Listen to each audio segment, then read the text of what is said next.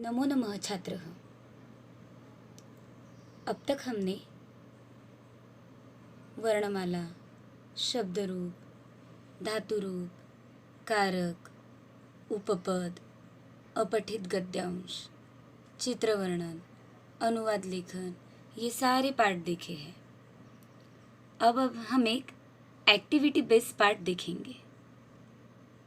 जो होगा, वैसे देखा जाए तो हमारे पाठ्यक्रम में ये संस्कृत शब्द संग्रह पाठ नहीं है, लेकिन हम जो पाठ्यक्रम में पढ़ रहे हैं उनके लिए संस्कृत शब्द संग्रह होना बहुत ज़्यादा ज़रूरी है। तो ये जो एक्टिविटी बेस हम पाठ ले रहे हैं, जो हमारे पाठ्यक्रम में नहीं है लेकिन हम पढ़ेंगे, इसमें कुछ शब्दों का ज्ञान मैं आपको देने वाली हूँ और इसके साथ ही एक वर्कशीट जुड़ी जाएगी। हर इस संस्कृत शब्द संग्रह के 3 भाग रहेंगे। आज जो हम देख रहे हैं वो रहेगा भाग 1। तो ये संस्कृत शब्द संग्रह यानी क्या? जो शब्द हमें हिंदी या इंग्लिश भाषा में पता है, उन शब्दों के लिए संस्कृत शब्द क्या रहेगा, ये देखने के लिए ये वीडियो, ये पाठ मैंने आपके लिए बनाया है। इस पाठ में 3 भागों में अलग अलग चित्रों के साथ संस्कृत शब्द तथा उनके लिए हिंदी शब्द जो हैं वो आएंगे। ध्यान से ये सारे शब्द आपको चित्र के साथ देखना है। उनके स्पष्टीकरण अर्थों के साथ मैं आपको करूंगी। 8वीं कक्षा के लिए इन शब्दों को पढ़कर आपके नोटबुक में आपको इन शब्दों को लिखना है। लेकिन लिखोगे कैसे?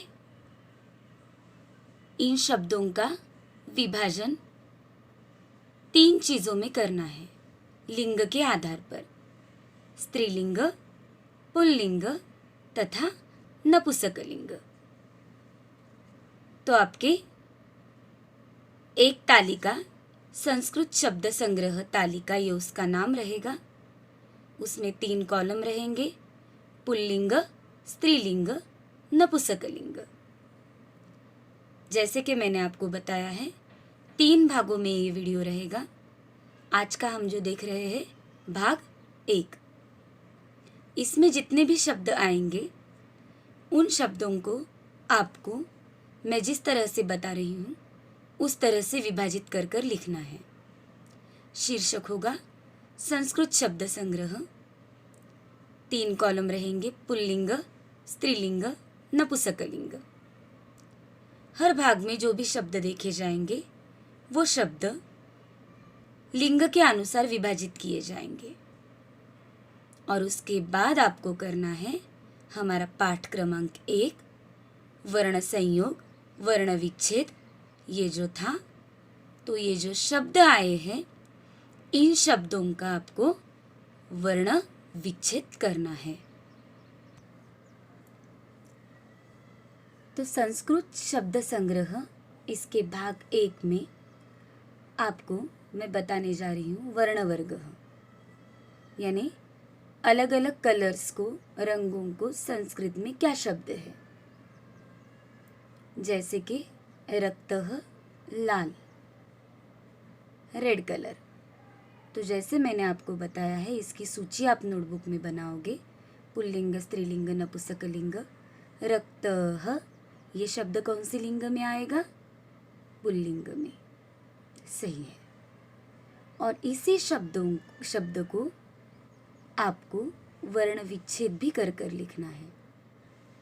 जैसे दूसरे पेज पर लिखोगे रक्तः शब्द, जिसका शीर्षक रहेगा शब्दानाम वर्ण विच्छेद। र प्लस अ प्लस क प्लस त प्लस अह।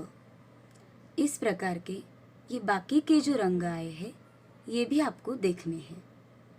और इन शब्दों को भी पुल्लिंग, स्त्रीलिंग, नपुंसकलिंग में विभाजित कर कर उन शब्दों का वर्ण विच्छेद करना है। अब ये दूसरे चित्र में कुछ जो हम दैनंदिन उपयोग करते हैं ऐसे वस्तुओं के शब्द आए हैं यहाँ पर। इन्हें भी समान ही करना है, लिंगों में विभाजित कर कर वर्ण विच्छेद। जैसे देखो, पहला वाला शब्द आया है शिरोवस्त्रम, पटकः पटका, जो बांधा जाता है। तो शिरोवस्त्रम ये शब्द अगर लेंगे तो ये शब्द विभाजन में जाएगा नपुंसकलिंग में। पटकः लेते हैं तो वो आएगा पुल्लिंग में। वर्ण विच्छेद में शब्द आएगा शिरोवस्त्रम, श प्लस ई प्लस र प्लस ओ प्लस व प्लस अ प्लस स प्लस त प्लस र प्लस अ प्लस म। इस प्रकार से ये सारे शब्दों को पहले लिंग के अनुसार विभाजित कर कर हमें उसका वर्ण विच्छेद करना है। तो अभी जो हमने दो चित्र देखे हैं वो संस्कृत शब्द संग्रह भाग 1 में आएंगे। इसी के और 2 पार्ट बनेंगे, भाग 2 और भाग 3। इसमें भी हम ऐसे ही कुछ यूजफुल शब्द देखेंगे। लेकिन नोटबुक में हमने जो शब्द संग्रह तालिका बनाई है लिंग के आधार पर, और दूसरा वर्ण विच्छेद, ये तीनों भागों के लिए समान रहेगी। धन्यवाद।